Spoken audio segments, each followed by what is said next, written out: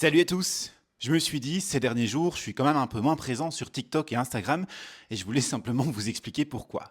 Oui, parce que figurez-vous que je ne chôme pas, loin de là, ces derniers temps, il y a un peu moins de vidéos qui sont sorties sur mes comptes TikTok et mon compte Instagram, mais c'est surtout parce que j'ai lancé aussi mon compte YouTube qui a le même nom que celui-ci, c'est-à-dire Mac Politique. Et du coup, je voulais aussi vous expliquer comment j'imagine l'avenir sur ces trois plateformes. TikTok et Instagram vont rester dédiés à des vidéos courtes de maximum 2 minutes qui traitent d'un seul sujet d'actualité, comme je fais déjà depuis longtemps et qui est le format que vous aimez le plus en fait sur ces plateformes-ci.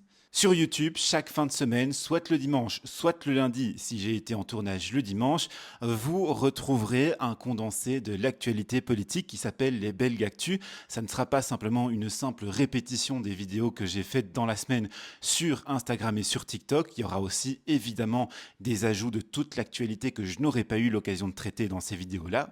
Mais vous allez aussi retrouver des vidéos d'analyse plus détaillées sur certains sujets qui me paraissent plus importants. Par exemple, le blocage qu'il y a eu dernièrement au gouvernement concernant la reconnaissance de l'État palestinien. J'en ai fait une vidéo pour expliquer les origines du blocage.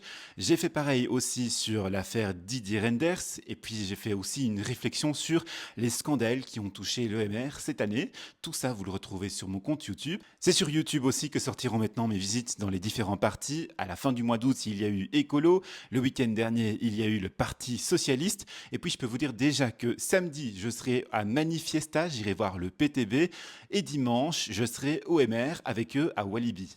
Donc, si vous êtes abonné et que vous allez à Manifesta ou à Walibi, n'hésitez pas à venir me dire bonjour. Et puis enfin, sur YouTube, quand ce sera possible, en fonction des négociations avec les différentes personnalités, eh bien, vous retrouverez des interviews long format de personnalités politiques ou en lien avec le monde politique.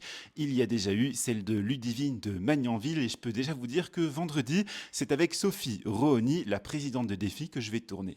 Bref, si tout ça vous intéresse, il n'y a qu'une chose à faire, c'est vous abonner.